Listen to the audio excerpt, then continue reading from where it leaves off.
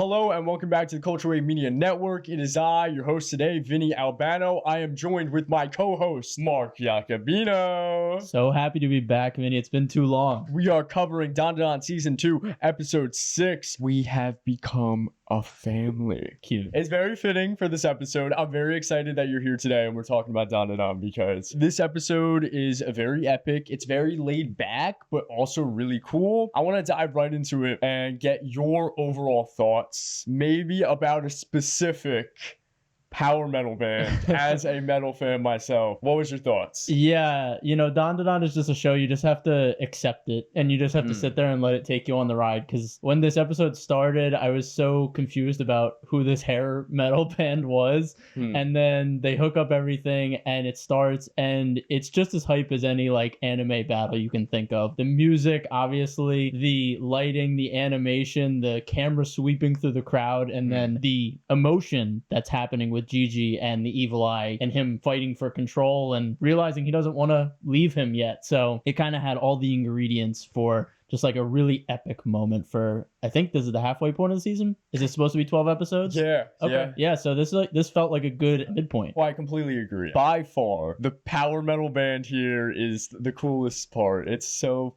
cool. Yeah. I love it so much. I am a sucker for anything remotely kind of, okay, let's just become a music video. Yeah. I love when Bollywood films are just like, yeah, let's just insert a musical sequence. It fits for the style of DanDaDan because like you said, just expect the unexpected. Right. So super, super cool. Loved the entire sequence. I agree with you. 10 out of 10. Incredible. The colors, the animation, the character moments.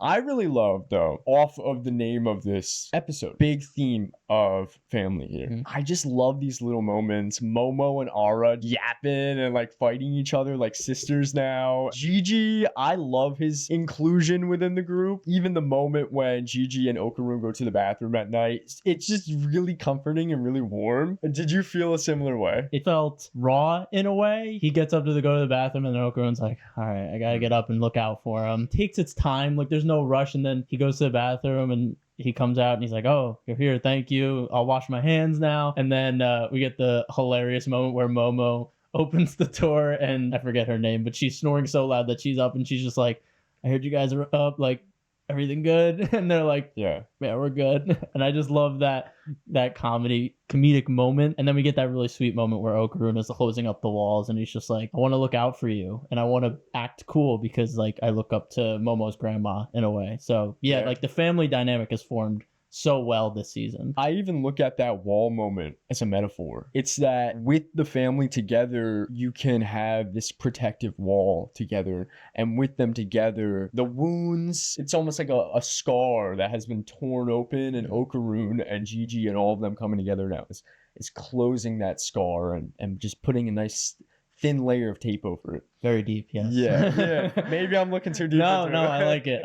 I also want, and I don't know if you agree with me here, but I really love the moment with Granny Seiko and how this episode emphasizes how she is such a mentor figure and how genuine and how motivating, as well as she is a good person. She's a really just genuinely good role model, and I love that Gigi and Okarun can look up to that and not just Momo being, the granddaughter to Seiko. Yeah, big time. That moment was great, and it definitely like hit the feels when he's like, I've worked so hard to get you this money, I want to pay you back for helping me.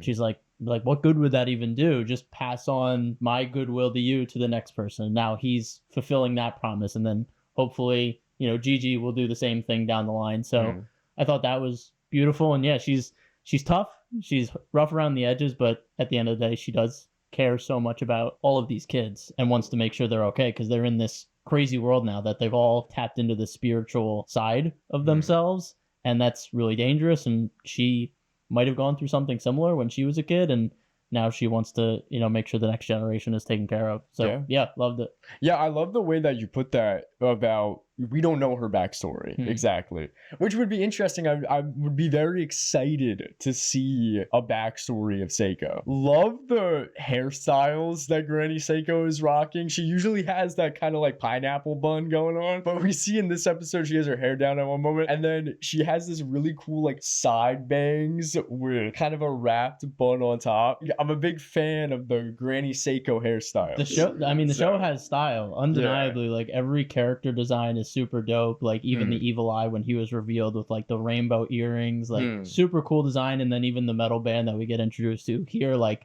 all of their styles are so particular, but it still feels cohesive. And yeah, in that department, DanDaDan is definitely like one of the best out there right now. Oh yeah, and let's get into the ending or the second half of the episode. With Momo's Gyaru friends kind of pushing Momo to have a date and it's a reveal that she's working at a maid cafe. I want to hear your thoughts. Just lay them on me. Yeah, I feel like it was last week where I was a little confused about like the friends' relationship to Okarun, because they were like all over him and they were like pushing him around and being like, oh, Okarun, hang out with us. And then they kind of continue that this week. But I also like, I figured that's what it was for. Like they were just kind of being like, oh, let's go on a date with us, but we're really setting you up with Momo. And she was super embarrassed, and that's what friends do. They like to embarrass you. But the friends, like I feel like we talked about it in season 1, like there's such a great comedic relief, like in their own right, and they're just randomly sprinkled into these episodes, and they're great every time they show up. No, I 100% agree. I genuinely love when they show up because there's something so sweet about them. And like you said, they feel so genuine. They feel real to also their age group. They don't feel too mature, but they don't feel too immature either. They're just so chill. Even in season 1, when her Gyaru friends were just like watching Momo and Okarun fight on the stairs, and they're just like taking photos of them, like smiling and giggling. It was just very fun. Love them. I have no idea where we go from here, but I never have any idea where we go with DanDaDan. I'm just like along for the ride. And I don't know, maybe next episode we spend the whole episode in the maid cafe. I'm not sure. Yeah, very interested if like next week is a kind of a relationship focused episode with Momo and Okarun, because they're so close. Like they're like flirting a bit more now. Like Momo in the back of the car was kind of flirting with her hand when they were holding hands. Like we're like right there, and I hope we kind of get some payoff at the end of this season. So hopefully it's building towards that. I'm very curious where the Subterraneans come into play, because they've introduced them, and that's kind of alluded to be the big bad of the series, it seems, at least. So I'm curious if they kind of get involved as well. What I am like, I don't want to say it's like a criticism, but I feel like Evil Eye and Gigi's relationship has kind of went stagnant since that episode where he melded with him. I feel like there hasn't been an internal dialogue between them. It's just been like Gigi, like, I want to play with him. Like, I want to like make sure he feels like safe.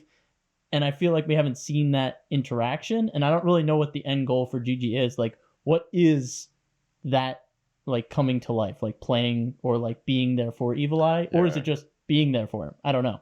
Well, that's a good point that you bring up, because I didn't think about that, but I do agree with you. And that's, I feel, another criticism of where we are right now in DanDaDan, but it might be picked up upon again, is just a general losing of the plot, quote unquote. Like Okarun, he's still missing a ball, right? He still needs one of his testicles. So like that was the whole plot of the show, essentially. Right. I don't know if we're gonna return to that. Like, did we forget about that? You know? So that's kind of like where I'm at in the series of like, okay, I love the slice of life stuff. I do. But I can only be patient for so long. And not that I am impatient right now, because it really hasn't been that long, but I'm curious how much longer we can go without returning back to like what was originally at store here. Or like you said, like who's going to be the next big villain? Like there needs to be some sort of build up to something. Yeah, like right now there isn't really... There hasn't been like a direct antagonistic force for the series outside of like Turbo Granny in the first season a little bit, but now she's kind of on their side to a degree. So it's kind of has to evolve to like what's now in their way. Like Evil Eye was like the beginning of the season, but now he's less of a direct force because he can just get like extinguished with cold water or hot water, I forget. Yeah. So he's pretty easy to deal with at this point. But zooming out in the broader world of DanDaDan, and then getting my boy Okarun back his testicle, day one problems right there. Like we need to get him his golden ball back. Yeah, it's sad. It's a hard life for my boy out here. Anyhow, I don't really have many other thoughts on the top of my head. Did you have anything else that you want to talk about, or? No, I think the comedy in the past 2 episodes has been like the best, through the series. I think the beginning of the season, that was something that was a bit missing for me in the Evil Eye arc. But I feel like the last 2 weeks, the comedy has really like. I laughed out loud twice in this episode when they were all headbanging while they were doing the seance. Yes. Like even Granny was like headbanging, trying to get the demon out of Gigi. I laughed out loud. I'm like, this is the most absurd thing I've ever seen, but it's going so hard. I love it.